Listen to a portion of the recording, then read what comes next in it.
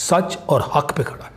Sir इसकी एक और बड़ी इंपॉर्टेंस है, हम उनको मुतले करके गए और वो हमारा वेट कर रहे थे, हम इस आलम में गए। बिल्कुल। इस आलम में निस्बतन ज़्यादा खतरनाक होता है जब आपका एयर डिफेंस सिस्टम बड़ा अलर्ट होता है, आपका वेट कर रहा होता है, उसको ये सारी चीज़ें पता होती हैं। और हम गए भी दिन की रोशनी में, हम तो सो रहे थे, वो आए और भाग गए। बिल्कुल। और फिर ये भी हुआ कि हमने उनका जो अभिनंदन पकड़ा, उसके उन्होंने ये क्लेम किया था कि उसने भी हमारा कोई जहाज गिराया, और हमने वो भी दिखा दिया कि इसके जो बॉम्ब्स थे ये सारे इसके पास पड़े हुए हैं। ये तो फायर भी नहीं कर सका, उसके मिसाइल लगे हुए थे। हाँ, उसके मिसाइल सारे उसके पास। जहाज़ों पे तो एयर टू एयर मिसाइल इस्तेमाल करते हैं ना, बॉम्ब तो एयर टू ग्राउंड टारगेट के लिए। तो उसकी जो मिसाइल, उसके मिसाइल भी दिखा दिए गए, देख लो इसकी विंग टिप पे ये मिसाइल लगा हुआ है, दूसरे वाला ये मिसाइल लगा हुआ है। तो वो कौन से मिसाइल थे जो उसने चलाए?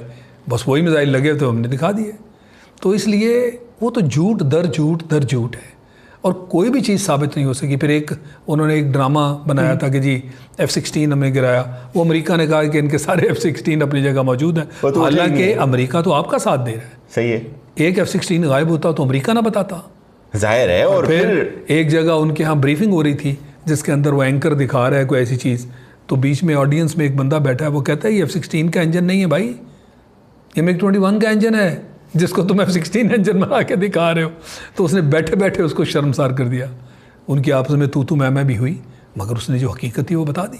वो बिल्कुल F-16 इंजन नहीं था, F-16 गिरा ही नहीं। F-16 आपने कुछ उसको टच भी नहीं किया, और आप दुनिया सामने तो हमने स्टार्ट ही नहीं किया उसको, कुछ भी नहीं। और अगर ऐसा है तो हमें दिखाओ, हमने तो हर चीज़ दिखा दी। रैकेज Su-30 का भी दिखा दिया, रैकेज MiG-21 का दिखा दिया, एक के साथ पायलट दिखा दिया, दूसरा पायलट तो जहाज़ के साथ ही गया, उसको हम कहाँ से दिखाते, क्रैश कर गया। तो जो हमने किया वो हमने बिल्कुल मेरिट पे और सब मेरिट के ऊपर दुनिया के सामने रख दिया। सर ये बड़ी इंपॉर्टेंस है इस सारे इवेंट की, कि हम ये कह रहे हैं कि 1 मिनट के अंदर उनका जहाज़ हमने फायर कर दिया। यानी 1 मिनट के अंदर, 1 मिनट जैसे ही, मतलब उन्होंने ये कहा गया उस एपिसोड में कि जैसे उनका जहाज उड़ा, हमारी सरहद में दाखिल हुआ, हमने उसको फायर कर दिया। लाजमी चीज़ है, हम हवा में थे ना, तो हमने अब कोई कहीं से उड़ के तो नहीं जाना था, हम तो हवा में थे, हमारी फॉर्मेशन ऑलरेडी हवा में थी, फॉर्मेशन थी, और हम इसीलिए उड़े थे कि अब आओ, हम हवा में हैं, वेट भी किया, हम हवा में हैं और हम अटैक करने जा रहे हैं। हमारी जो फॉर्मेशन थी इसको आप एस्कॉर्ट कहते हैं आमतौर पे। ठीक। एस्कॉर्ट का मतलब ये होता है कि जब आपके स्ट्राइक जहाज अटैक करने जा रहे हो, एयर टू ग्राउंड अटैक। ठीक। अब दोनों में डिफरेंशिएट करें। ठीक। एक होता है एयर टू एयर, एक है एयर टू ग्राउंड। अब हम एयर टू ग्राउंड टारगेट हमने सेलेक्ट किए थे कि तुम आए हो, हमारे दरख्त गिरा के चले गए हो, एक कौवा भी मार गए हो। अब उसके बदले में जो हम करने जा रहे हैं वो हम तुम्हें दिखाएंगे कि हम क्या करते हैं। ठीक। हमने ये मिशन बनाया हुआ था। ठीक। अब जब हवा में स्ट्राइक जहाज होते हैं तो उनकी प्रोटेक्शन के लिए एस्कॉर्ट्स उनके साथ होते हैं, उनको केप देते हैं, उनको आप कवर करते हैं। ठीक। उनको आप सपोर्ट देते हैं कि अब अगर, क्योंकि वो स्ट्राइक जहाज हैं, स्ट्राइक जहाज लोडेड होते हैं, बड़े बड़े बॉम्ब लेकर वो जाते हैं, तो अगर उनको कोई एयर टू एयर कैपेबिलिटी वाला जहाज आके चैलेंज करे तो फिर ये जहाज उसको पकड़ते हैं कि हम स्ट्राइक पैकेज को छेड़ने नहीं देंगे तुम्हें, हम मौजूद हैं। तो उसके लिए जो आपका पैकेज था, लाजमी चीज़ है, उसके पास मिसाइल्स थे जो कि एयर टू एयर वेपन्स हुआ करते हैं। हम हवा में हैं, हमारी स्ट्राइक जा रही है। अब मकसद ये था कि हमारी स्ट्राइक को आगे छेड़ के दिखाओ और देखो हम तुम्हारे साथ क्या करते हैं।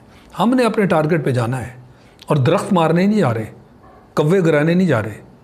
हमने मोस्ट सेंसिटिव टारगेट्स हैं वो तुम्हारे, वो हमने मार्क किए हुए हैं, गिराएंगे बॉम्ब उनके साथ, मगर लॉक करेंगे ताकि तुम्हें दिखाएं कि ये देखो हम इनको मारने आए थे। तो जब लॉक करते हैं उसकी भी वीडियो बन रही होती है? वीडियो बनी हुई है, उसने लॉक किया है उसको, वो कह रहा है ये मेरा टारगेट है, और फिर उसके साथ उसके पास कंट्रोल है, उसको शिफ्ट करे, इसका लॉक ब्रेक करे, अगले को लॉक करे, वो शिफ्ट कर रहा है।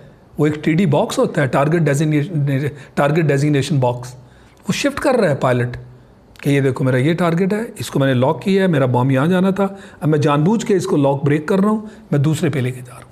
ये फिजा में और विद इन नैनो सेकंड्स, ये खुलेआम चीज़ें हमने दिखाई हैं कि ये मेरा टारगेट था, मैं जानबूझ के इधर मार रहा हूँ। तो सर नंदन को क्या शामत पड़ी? वो अंदर घुस गया, मारने के लिए आया, वो का जो मसला था वो उसको बुलाया हमने, उसको हमने क्या किया, चकमा दिया हमने उससे? नहीं, कोई चकमा नहीं, वो तो उसको एक मरता एयरबोर्न जब हो गया, वो कहता है इतनी उस वक्त, अब इसको RT कहते हैं, रेडियो ट्रांसमिशन, वो कहता है कि इतनी रेडार्स में और हम में और पायलट्स में और जहाज़ों में जो बातचीत हो रही थी, मुझे कुछ समझ नहीं आ रही थी कि मुझे कौन कंट्रोल कर रहा है। सर ये भी बात है कि हमने उनका जहाज लॉक कर दिया था, कोई ये भी कहते हैं, उनका जैम कर दिया हमने उसको। नहीं, लॉक अगर कर दें या जो मर्जी आप कर लें, पर पायलट ने हर वक्त किस रेडार कंट्रोलर का ये मतलब होता है ना कि वो आपको गाइड करे, क्योंकि MiG-21 जो है वो तो उसके पास अपना इस तरह का रडार तो नहीं जैसे F-16 में और JF-17 में, मगर उसके बावजूद जो रडार कंट्रोलर ज़मीन पे होते हैं वो आपके साथ कम्युनिकेट करते हैं, जो हवा में वो चीज़ देखते हैं।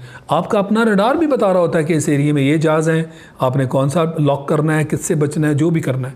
मगर जो ग्राउंड कंट्रोलर होता है, रडार कंट्रोलर, वो थ्रू आउट आपके साथ राब्ते में होता है।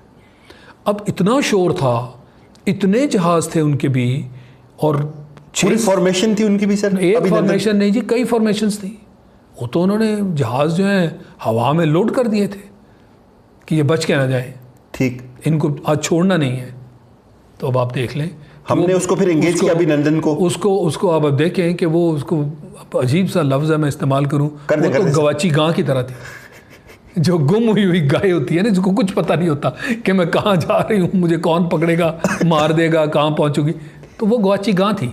और हमें जब हमने उसकी कहानी सुनी, आप यकीन करें कि हमें खुशी हुई कि अगर ये स्टैंडर्ड है आपका, तो ये तो बड़ा अच्छा स्टैंडर्ड है। उसके तो पेड़ वेड़ और नक्शे वक्शे भी सर उसके अजीब अजीब उसने मटीरियल अपने साथ वो वर्ल्ड वॉर के मटीरियल थे जिसका ताल्लुक ही नहीं था उसकी फ्लाइंग के साथ, और उसको समझ नहीं आ रही थी कि हमसे बात क्या करे। और एक विंग कमांडर सीनियर रैंक है, फुल कर्नल होता है विंग कमांडर, और विंग कमांडर्स फ्लाई नहीं किया करते हैं हमारे यहाँ। जो फ्लाई ये आप देख लेना, एक विंग कमांडर एक स्क्वाड लीडर भी तो साथ फ्लाई कर रहा था। तो इस तरह के जो मिशन हो ना सेंसिटिव, उसमें आप, उन्होंने अवार्ड भी दे दिया उसको तो पता नहीं क्या क्या अवार्ड मजीद भी वो देना चाहते हैं और देते रहेंगे। आप ये उनकी हाल है और बातें वो क्या और करते हैं। हाल उनका यही है कि उसको हमने मार गिराया, उसको अवार्ड मिल गया। वो जो रेडार कंट्रोलर है वो कोई खातून थी, उसने कहा जी मैंने इसको F-16 गिराते हुए देखा है। तो वो गवाही देने वाले भी तो उसी तरह के झूठे लोग हैं ना, तो उसकी गवाही उनको एक चाहिए थी। वो कहते हैं जी आप माने ना माने, कंट्रोलर ने कह दिया F-16 गिराते हुए देखा जैसे वो उसके जहाज़ में थे, तो इसको जनाब अवार्ड दें। पता नहीं कौन सा वो चक्कर होता है कि उनका वो वाला, उन्होंने अवार्ड उसको हाईएस्ट दे दिया। हालांकि उसने कुछ फायर ही नहीं किया बेचारे। नहीं, कुछ भी फायर नहीं किया, उसको तो पता ही नहीं था वो कहाँ है। उसकी अपनी कहानी है कि इतनी आवाज़ थी, इतना शोर था कि मुझे को गाइड नहीं कर रहा था और मैं चली जा रहा था, जब तक कि मुझे एक मिसाइल आके मेरे जहाज़ को लगा। तो मैं तो, मेरी किस्मत अच्छी थी कि मैं छलांग लगा गया। वो Su-30 वाला तो जहाज़ के साथ ही गया। दरअसल तो इसको भी क्रैश होना चाहिए था। वो जहाज़ के किसी ऐसी जगह पे लगा जहाँ जहाज़ ब्रेकअप हुआ और ये जल्दी से इजेक्ट कर गया, इसको इतनी मोहलत मिल गई, वरना तो पायलट जहाज़ के साथ जाता है।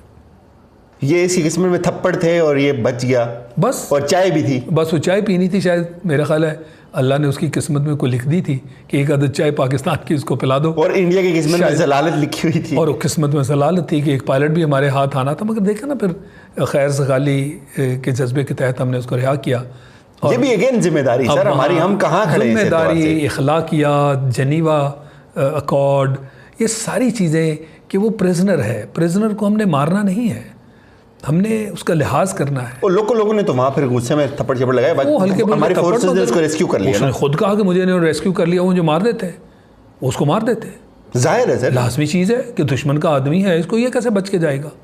तो वो तो वक्त पे हम पहुँच गए और उसको वहाँ से रेस्क्यू किया, और रेस्क्यू करके उसको एक VIP ट्रीटमेंट दी, जो कि वो खुद उसने कहा कि काश मेरी एयरफोर्स, हमारा मुल्क भी ये समझ ले, जो मेहमान नवाजी इन्होंने की है, कोई इस तरह की मेहमान नवाजी का तुम भी सोचो।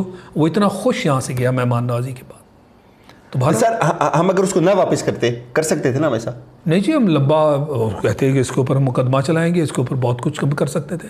खींचने में तो बहुत कुछ होता है उसको सर, हम पता नहीं कहाँ से कहाँ ले जाते हैं। हमने जल्दी भी की थोड़ी। नहीं, मेरा ख्याल में कोई बात नहीं, अच्छा जेस्चर है, दुनिया को एक सर उनको भी तो शर्म आनी चाहिए ना। उनको शर्म है ही नहीं, जहाँ शर्म का नाम ही नहीं है, हम उनसे शर्म की क्या एक्सपेक्ट करें।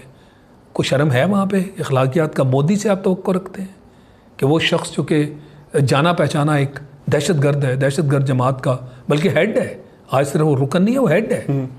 और वहाँ जितनी दहशतगर्द जमातें हैं वो सब की सब आज हिंदुस्तान को हिंदुओं का बनाने की सरतोड़ कोशिश कर रही हैं। उनके नज़दीक जितनी भी अक़लियतें हैं उनका कोई वहाँ पे हिंदुस्तान में जगह नहीं है।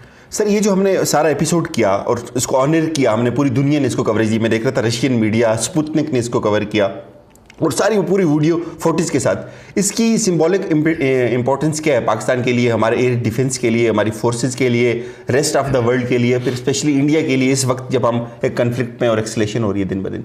मैं समझता हूँ ये एक वाज़ेह किस्म का पैगाम है कि आप हमसे छेड़छाड़ जब करोगे तो उसका ये अंजाम होगा, क्योंकि 65 तो आप भूल गए ना, ये तो एक नई पौध है, ये 65 वाली पौध तो है नहीं इस वक्त जो वहाँ एयरफोर्स में है। हमारे पास तो सामने MM आलम और सरफराज रफ़ीकी और न जाने सिद्दीकी और कैसे कैसे हमारे पास अब ये सिद्दीकी और कैसी कैसी सैयद सजाद हैदर, तो सही बिल्कुल माशाल्लाह उन्होंने 65 के वो हीरो हैं अपने वक्त के। तो मकसद ये है कि हमारे सामने तो वो मिसालें हैं, इनके सामने अभी मेरा ख्याल अभिनंदन वाली मिसाल है, आज के 10 साल वाली अभिनंदन का जिक्र होगा। हाँ। तो इनके पास है क्या जो जिसकी मिसाल सामने रखते हुए ये कोई काम कर सकें। और ये आज भी वही बात करते हैं कि रफ़ाल होता तो नतीजा ही और होता। भाई तो रफ़ाल ले आओ। फिर उनका एयर चीफ कहता है कि इतने पुराने जहाज़ हैं, पुरानी तो लोग गाड़ियाँ भी नहीं चलाते, तो हमारे सामने क्यों रोना रो रहे हो? हमने तो आपको नहीं रोका, इतना बड़ा बजट है, हमसे 7-8 गुना ज़्यादा मैं डिफेंस बजट की बात बिल्कुल, तो उसमें से आप क्या कुछ नहीं ले सकते? अब अगर हमने JF-17 बना लिया तो हम इसका तोड़ आपको कहाँ से दें? वो भी हम दें, फिर आपने LCA बनाना था, वो फेल हो गया। हमने JF-17 पे हाथ डाला, अल्लाह ने उसको पास कर दिया। जज्बे की बात है, अल्लाह का करम है, उस मालिक का एहसान है। खुली फ़ज़ा में सांस लेते हैं। हमारे मोहसिन पाकिस्तान कायदे आज़म अल्लाह पाक उनको आला रुतबे से नवाजे। आज हम खुले सांस के साथ बैठे हैं। जो कश्मीर में हो रहा है, जो मुसलमानों के साथ हिंदुस्तान में, जो आसाम में उस दिन हुआ, तो तुम जैसे जो भेड़िए हैं वो और कर भी क्या सकते हैं? अखंड भारत का नाम लेकर दिन रात जीते हो, लोगों का नाटका बंद कर दिया है, लोगों का रहना हराम कर दिया, तो उसका अंजाम तो यही होगा। जो भी दुनिया में जग हंसाई आपकी हो रही है, ये कोई पहली मरतबा तो नहीं। 65 में दुनिया भर आज तक उसको नहीं भूली। फिर ये सिर्फ एक दिन था, मेरा ख्याल है ये आइंदा कई दहाइयाँ जो है ये दिन याद रहेगा, दुनिया को याद रहेगा। तो वो जो आप बात कर रहे हैं पैगाम क्या था, इनको भी पैगाम है और पैगाम दुनिया को भी है। जब आप कहते हैं कि इनकी अफवाज और ख़ासकर एयरफोर्स दुनिया की बेहतरीन फ़ौजों में से है, तो हमने साबित तो करना है ना। ईमान का जज्बा है, तरबियत उस जाविये से हमने की है कि आपसे बड़े दुश्मन के साथ आपका मुकाबला है, तो ये साजो सामान से नहीं, आपने अपनी तरबियत और जज्बा ईमानी से जीतना है। ये यकीन है आपको, इस यकीन के साथ आप मैदान में जाते हैं और फिर अल्लाह की मदद साथ होती है और हम वो काम कर दिखाते हैं जिसको दुनिया फिर अप्रिशिएट करती है। सर फ़र्क तो ये भी है कि जब हम MM आलम को सेलिब्रेट करेंगे, जब हम F हुसैन को सेलिब्रेट करेंगे, जब हम रफ़ीकी को सेलिब्रेट करेंगे, जब हम सजाद हैदर को सेलिब्रेट करेंगे, जब हम शाहिद लतीफ़ को सेलिब्रेट करेंगे और वो अभिनंदन को करेंगे। इन्होंने काम किया, वो अभिनंदन जो कि हमारे नरगे में आया और हमने उसको छोड़ दिया। हमने कहा जाओ, जहाज भी छोड़ के चले गए, जाओ वापस जाओ, हम तुम्हें नहीं रखना चाहिए, जाओ फिर आओ, और फिर तुम औरों को भी लेके आओगे। एक इस लेवल का बंदा जाएगा, लीडर होता है ना, तो लीडर अपनी फॉर्मेशन में कम से कम 6 लोग, 8 लोग, 10 लोग लेके आता है।